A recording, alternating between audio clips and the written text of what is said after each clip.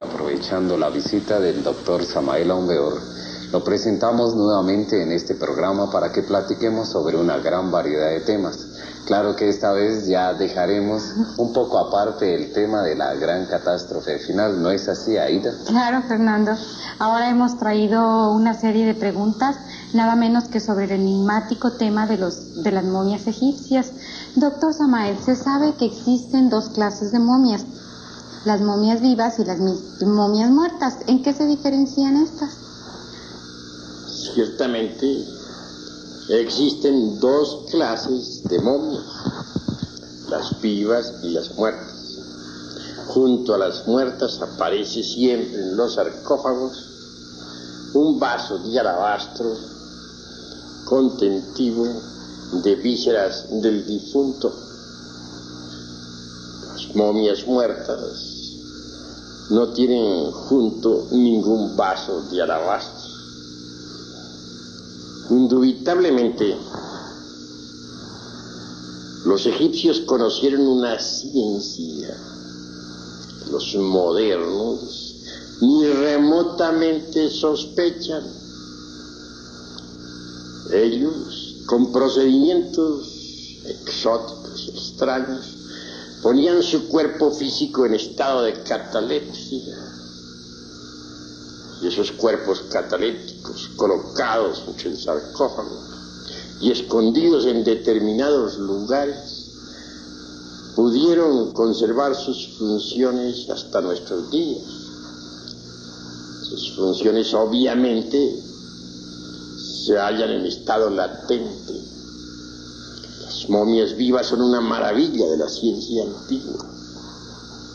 Aunque ustedes no lo crean, actualmente en el mundo existen maestros escapados de sus sepulcros milenarios, viviendo entre la humanidad en pleno siglo XX.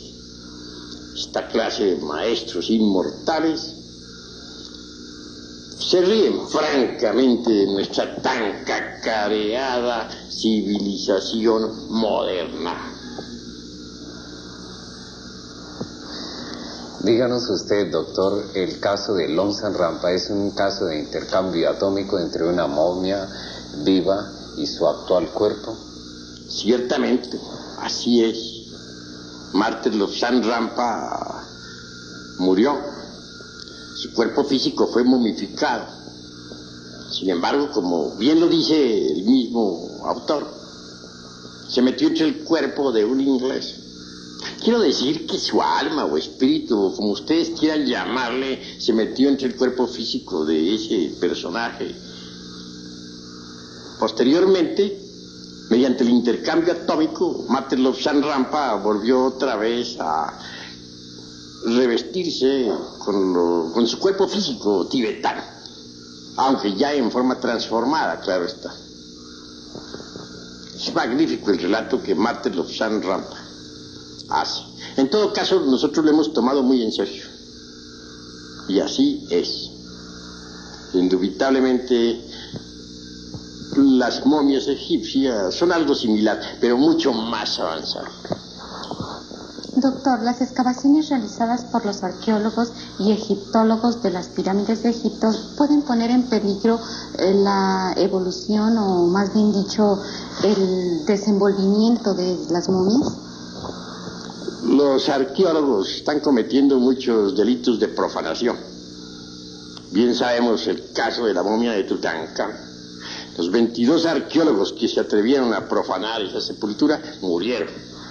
Es que sepan los modernos que los antiguos eran más sabios y que inútilmente intentarán burlarse de las amenazas hechas pues por los sabios de la antigüedad y escritas en los muros invictos de esas sepulturas sagradas.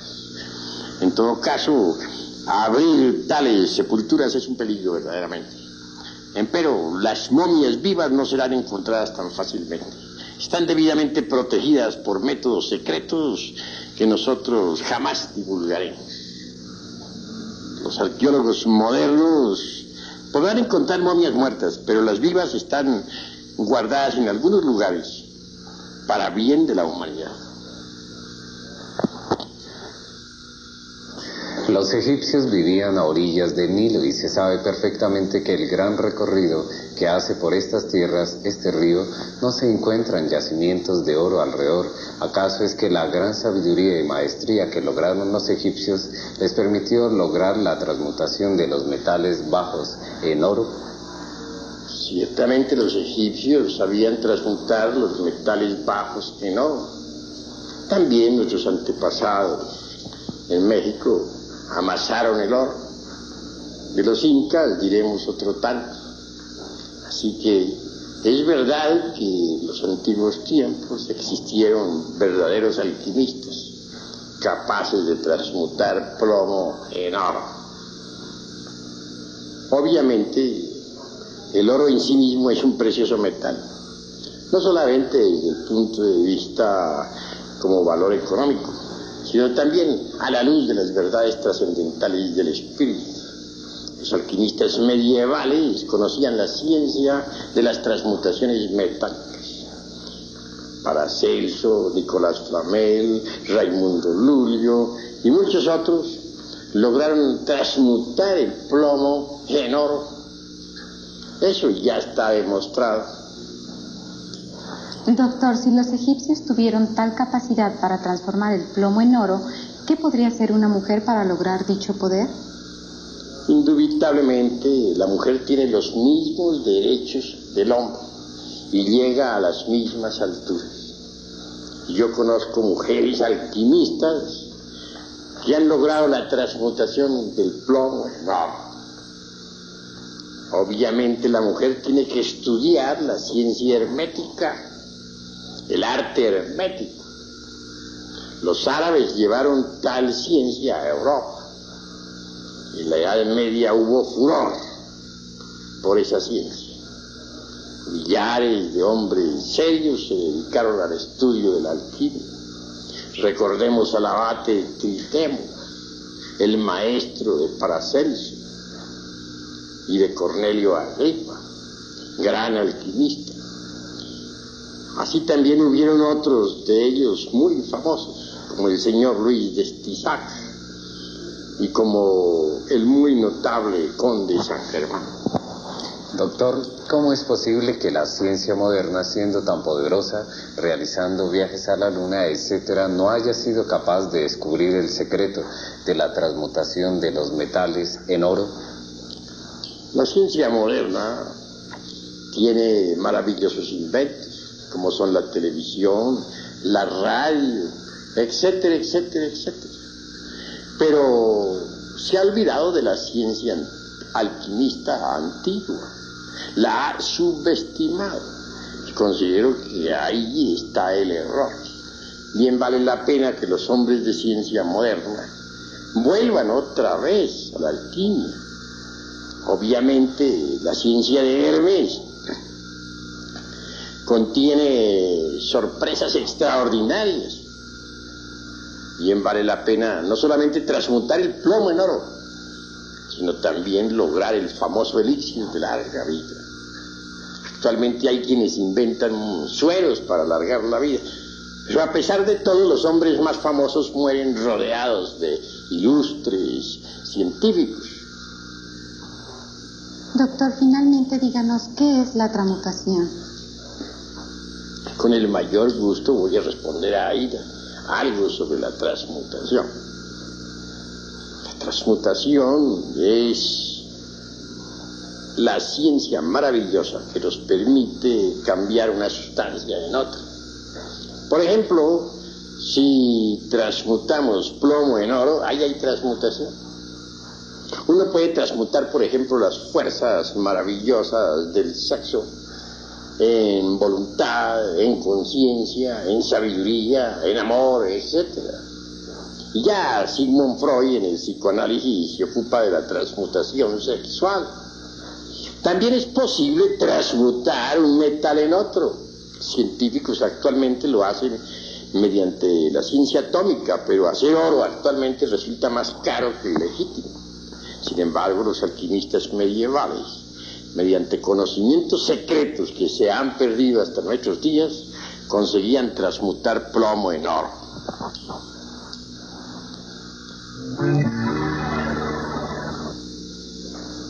Hace más de 700 años existió un hombre muy peculiar, Raimundo Lulio, nada menos el creador de una máquina pensante que fue hecha bajo los principios de la teoría cabalística de los gnósticos y que de hecho no se diferenciaba casi nada de una moderna computadora. ¿Es cierto, doctor, que Raimundo Lulio, a pesar de que han pasado 700 años, aún sigue viviendo? Y si es así, ¿cómo lo ha logrado? Bueno, Raimundo Lulio conoció la ciencia de las transmutaciones metálicas. Transmutaba plomo en oro. Tuvo también en su poder el elixir de larga vida. Desafortunadamente, Raimundo Lulio murió antes de poder hacer uso de tal elixir. En cambio, Nicolás Flamel, que fue contemporáneo, sí logró en verdad el elixir de larga vida. Su esposa, Perinay, también lo logró. De manera que esta pareja aún vive todavía en el Indostán y gozan de perfecta salud, como lo declarara hace poco un derviche en Turquía, un derviche inmortal. Hay pues hombres inmortales. Nicolás Flamel fue uno de ellos. Raimundo Lulio, aunque tuvo el secreto, no lo logró, porque murió antes de poder hacer un amor verdadero por la sabiduría. Sin embargo, tales aspirantes deben ser sometidos a rigurosos estudios y a terribles pruebas. Nada se nos da de regalar. Nosotros no cobramos dinero, pero sí exigimos del candidato una conducta recta. Así que quienes quieran lograr de verdad la inmortalidad, pueden lograrla. Pero esto requiere grandes estudios y terribles disciplinas esotéricas. Se sabe perfectamente que los alquimistas lograban adquirir el elixir de la larga vida. El conde de San Germán es uno de los máximos exponentes de la sabiduría alquimista. Se rumora que él también logró el codiciado elixir y que por tal motivo le ha permitido vivir hasta estos tiempos, y que para evitar problemas con el escepticismo y fanatismo de su época y de esta época contemporánea, ha tomado personalidad como las de William Shakespeare y otros más para manifestarse hasta la consumación de los siglos. ¿Esto es cierto? ¿Qué nos dice al respecto?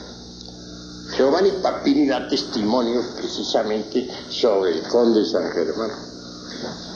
Se encontró con él en un barco que viajaba hacia la India. Le abordó. No tuvo inconveniente alguna el conde en enseñar al citado escritor sus credenciales. En un puerto de la India tomó tierra y un grupo de ancianos tibetanos le recibió. Se lo llevaron para el Tíbet. Esto sucedió por allá en el año 1939. Obviamente el conde, antes de la Segunda Guerra Mundial, visitó a los principales hombres de Estado en Europa. Les aconsejó, les insinuó la idea de desistir de la guerra. Vive todavía el conde a pesar de los innumerables siglos.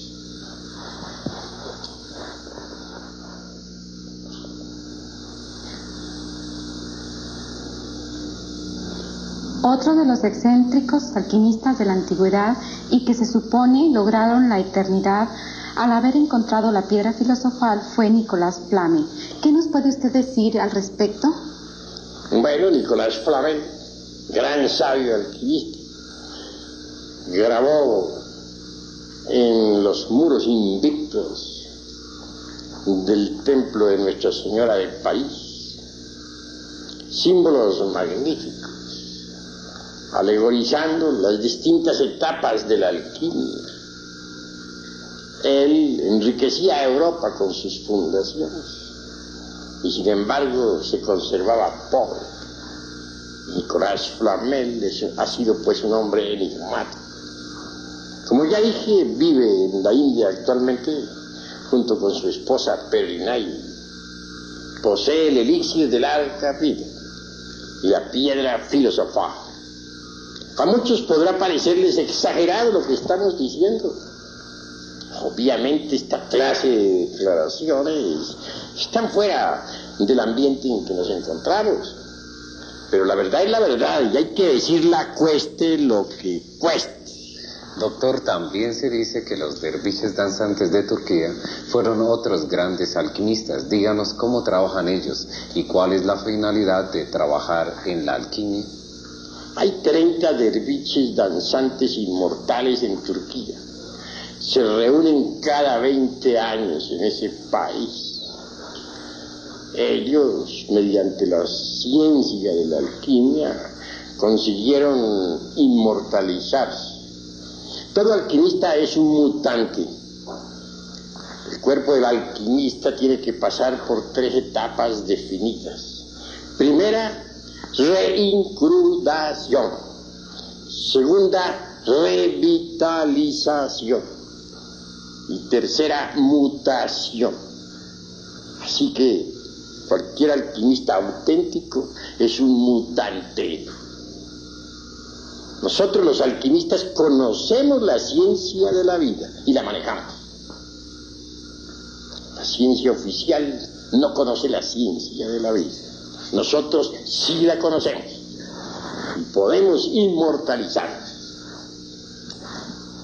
Somos grandes amantes de las corridas de toros, ni qué digamos del amor que sienten por este arte de los toros los potosinos.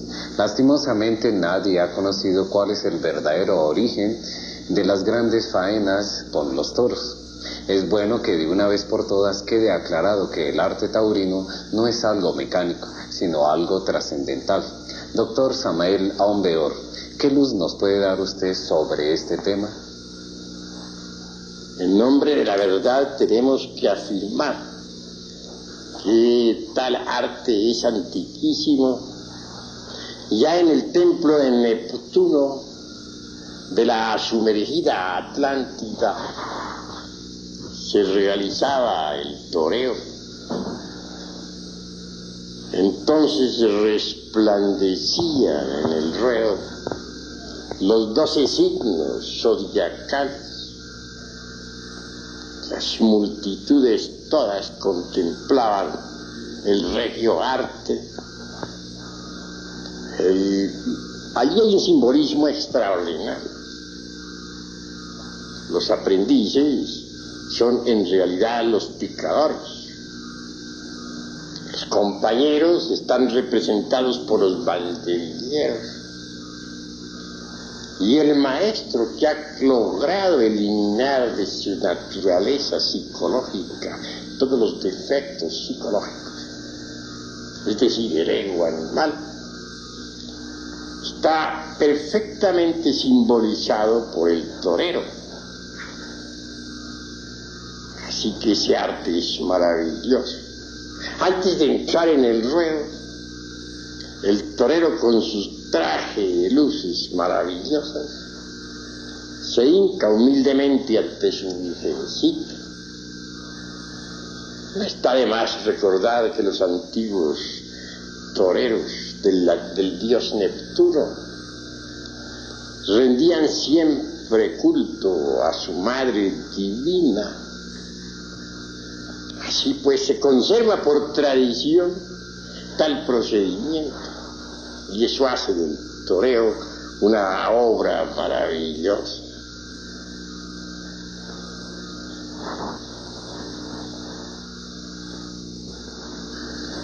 Qué extraordinario y qué maravilloso es el significado que nos acaba de dar del arte taurino, doctor. Nos gustaría que nos siguiera platicando sobre esto. El esoterismo taurino es portentoso. Los grandes sabios de los tiempos escribieron preciosas obras sobre el esoterismo taurino. Indubitablemente el toro alegoriza al ego animal, es decir, al yo. de la psicología experimental que todos llevamos dentro y que es un manojo de deseos, pasiones, odios, etcétera, etcétera, etcétera. Las vestiduras del torero son también altamente simbólicas. La espada, por ejemplo, representa a la voluntad que necesitamos para dominarnos a sí mismos, para controlar nuestras pasiones animales. La capa viene a representar en forma enfática la sapiencia, la sabiduría, y en general todo lo que existe, pues, en el arte taurino resulta profundamente alegórico. El esoterismo taurino nos lleva a la sapiencia. Le agradecemos mucho, doctor Samael Aún Weor, sus contestaciones han sido formidables, muy interesantes para el público potosino. Esperamos contar siempre con su atención. Se despide de ustedes Aida Berliavsky. Bueno, y también antes de despedirme en esta noche les hacemos la invitación especial a todos los televidentes para que asistan a nuestras conferencias sobre toda esta serie de conocimientos en Mariano Otero 626. Muy buenas noches. Buenas noches. Buenas noches.